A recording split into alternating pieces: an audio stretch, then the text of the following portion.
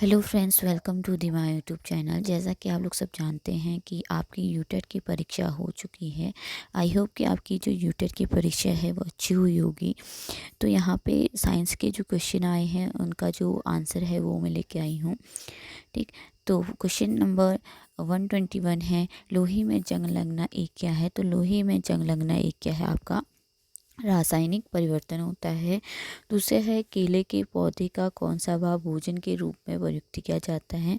तो केले का जो जो भाग होते हैं जिसे हम फूड के रूप में प्रयुक्त करते हैं वो होता है आपका फल, तना और फूल, यानी कि option number A is right answer.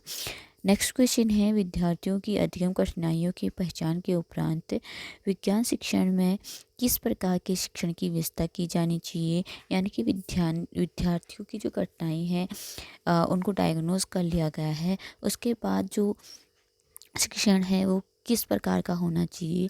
तो वो होना चाहिए उपचारात्मक शिक्षण, यानी कि रेमेडियल टीचिंग। नेक्स्ट क्वेश्चन है, जब हम दरवाजों के कब्जों में तेल लगाते हैं तब उस स्थिति में घर्षण इंक्रीज होता है, डिक्रीज होता है, डिसअपियर्ड कम्प्लीटली होता है, ये रिमेन अनचेंज होता है। तो यहाँ पे जो होता है वो होता है आपका डिक्रीज, यानी कि जो फ्रिक्शन आपका होगा वो क्या हो जाएगा, आपका डिक्रीज हो जाएगा। ठीक, नेक्स्ट क्वेश्चन है, जब आप अपने मोबाइल फ़ोन की रिंगटोन की प्रबलता बढ़ाते हैं तो रिंगटोन की आवृत्ति कैसे चेंज होगी। इंक्रीज होगी, डिक्रीज होगी, रिमेन सेम होगी, कैन नॉट डिटरमाइन। तो यहाँ पे जो आंसर है इसका, यानी कि जब आप रिंगटोन आपकी जो फ्रिक्वेंसी है उसको इंक्रीज करते हैं तो उसकी जो फ्रीक्वेंसी है तो कैसी रहेगी पूछा है। तो रिमेन क्या होगी, अनचेंज होगी, ये सॉरी रिमेन सेम होगी, अनचेंज भी बोल सकते हैं। तो रिमेन क्या रहेगी, सेम रहेगी, यानी कि उसी टाइप की उसकी फ्रीक्वेंसी रहेगी। ठीक, नेक्स्ट क्वेश्चन है, निम्नलिखित में से कौन सा एक हमारे शरीर के लिए सबसे ज़्यादा महत्वपूर्ण तथा आवश्यक खनिज है। यानी कि मोस्ट इम्पोर्टेंट मिनरल कौन सा है हमारी बॉडी का, पूछा गया है।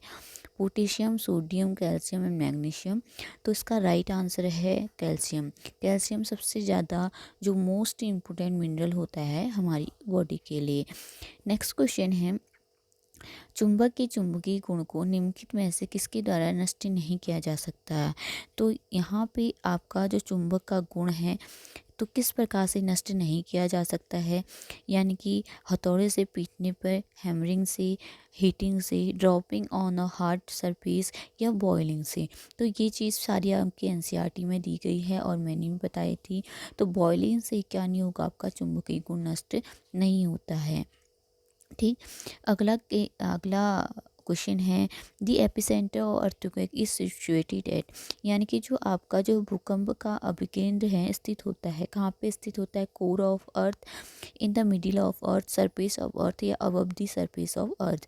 तो ये होता है आपका above the surface of earth, आपका एपिसेंटर होता है।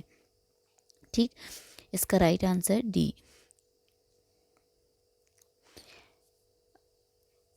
नेक्स्ट क्वेश्चन है, एक चमकता हुआ बल्ब गर्म हो जाता है, a glowing bulb becomes warm due to. तो किसके कारण गर्म होता है, magnetic effect of current, chemical effect of current, heating effect of current या फिजिकल इफेक्ट ऑफ करंट। तो इसका राइट आंसर है हीटिंग इफेक्ट ऑफ करंट के द्वारा जो हमारा बल्ब है वो गर्म हो जाता है। ठीक, नेक्स्ट है, project, assignment, quizzes, discussion applied for. यानी कि किस लिए अप्लाइड होते हैं, सम्मेटिव इवोल्यूशन के लिए, फॉर्मेटिव इवोल्यूशन के लिए या नियमित मूल्यांकन, यानी कि रेगुलर इवोल्यूशन के लिए या आपका नन ऑफ द दीज। तो इसका मुझे कंफर्म नहीं बता सकती, इसका आंसर लग रहा है आपका रेगुलर इवोल्यूशन के लिए। नेक्स्ट है, the ratio of nitrogen to oxygen in the air is approximately. यानी कि इसका जो रेशियो होता है कितना होता है पूछा गया है। तो नाइट्रोजन और ऑक्सीजन का वो होता है 1:4। नेक्स्ट क्वेश्चन है आपका, which of the following material typically offer the least resistance to electric current, यानी कि सबसे कम आपका रेजिस्टेंस किस में होता है, गोल्ड, कॉपर, एल्यूमिनियम या सिल्वर। तो सबसे कम रेजिस्टेंस होता है आपका सिल्वर में। Right answer is option number D. Next question है, निम्न में से किसे केरोसिन तेल में संरक्षित रखा जाता है। ये क्वेश्चन मैंने आपको बता रखे हैं। Which of the following metals are stored in kerosene oil, potassium and magnesium, sodium and magnesium, aluminium and sodium, potassium and sodium.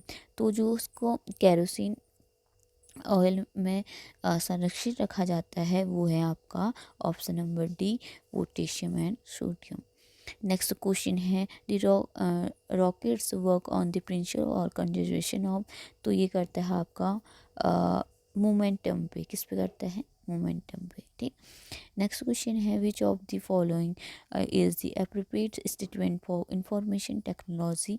First option है, information technology refer to the use of hardware and software for processing information. Next option है, information technology refer to the use of hardware and software for distribution of information.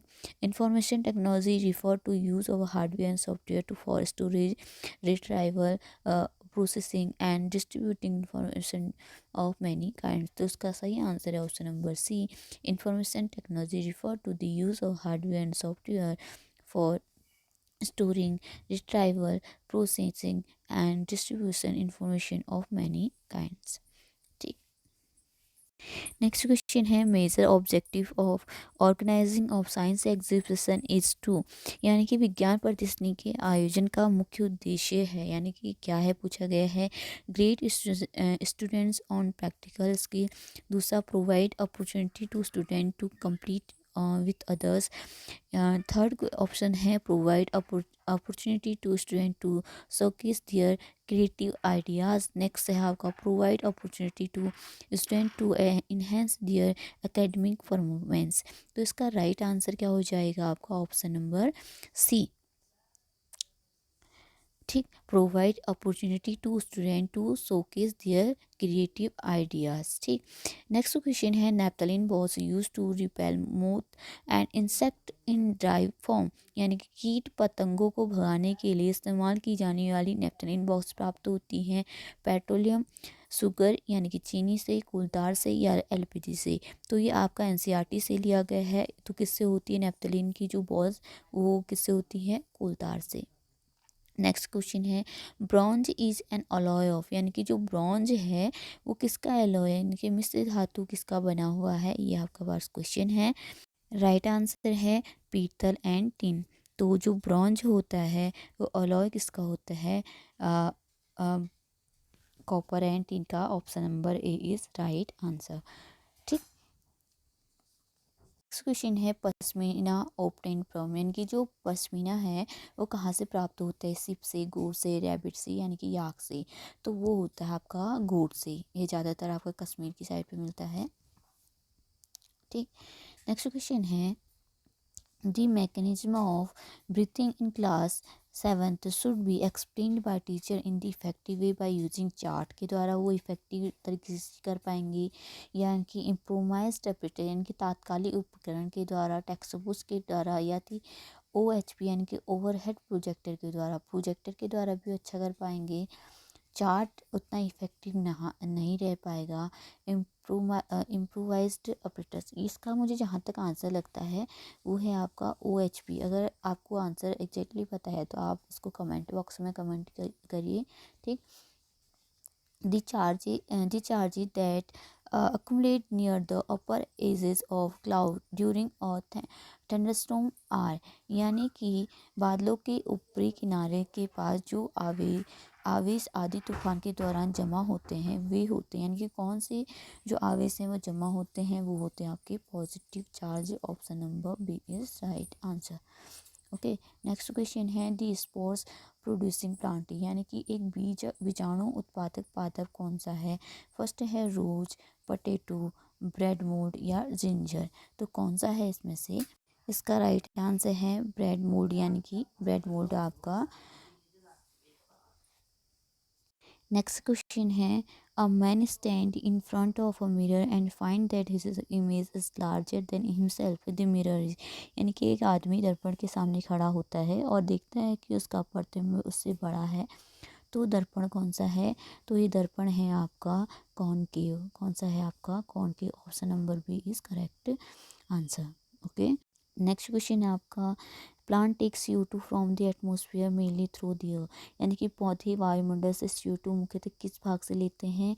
तो वो लेते हैं आपसे leaves से, यानी कि option number C is right answer. Next question है which of the following has the highest water holding capacity? तो हाईएस्ट वाटर होल्डिंग कैपेसिटी होती है आपके पास क्ले सोयल के पास, यानी कि चिकनी मिट्टी के पास। नेक्स्ट क्वेश्चन है what personal abilities can be developed by studying innovation science? तो किसके द्वारा नवाचार विज्ञान के अध्ययन में कौन कौन सी व्यक्तिगत योग्यताएं विकसित हो सकती हैं? Develop new ideas, studying social science, एक ही studying a single science object, या वैज्ञानिक खोजों के अधिगम की। तो इसका आंसर थोड़ा सा कंफ्यूजिंग है, इसलिए मैं नहीं दे रही हूँ। नेक्स्ट क्वेश्चन है where is the ozone layer found in the atmosphere? तो कौन से लेयर यानी कि वायुमंडल में ओजोन लेयर किस परत में स्थित होता है? ट्रोपोस्फियर, आइनोस्फियर, मेसोस्फियर या स्ट्रेटोस्फियर? तो वो होता है आपका stratosphere. Option number D is right answer. Next है vitamin and minerals are referred as protecting food, energy giving food, body building food या फैटी फूड? तो सारा कुछ मैंने बता रखा है वैसे। ये होता है आपका protecting food. Option number A is right answer. Next question है which one of the following is the renewable source of energy? तो कौन सा रिन्यूएबल जो उसको हम दोबारा उसको यूज कर सकते हैं? पेट्रोलियम, कोल और न्यूक्लियर फ्यूल या विंड एनर्जी? तो ये होता है आपका right answer option number D wind energy. Next है which of the following is best for health, यानी कि बेस्ट फॉर हेल्थ कौन सा है आपका? रोस्टेड सीड यानी कि भुने हुए बीज, बॉइल्ड सीड यानी कि उबले हुए बीज, स्प्राउटेड सीड यानी कि अंकुरित बीज, यानी कि गीले हुए बीज, यानी कि वेट सोलन फूड? कौन से आपके लिए हेल्थ के लिए सबसे ज़्यादा अच्छे माने जाते हैं? The right answer is sprouted seed यानी कि अंकुरित बीज। आई होप कि आपके जो क्वेश्चन हैं वो अच्छे हुए होंगे। Thank you so much.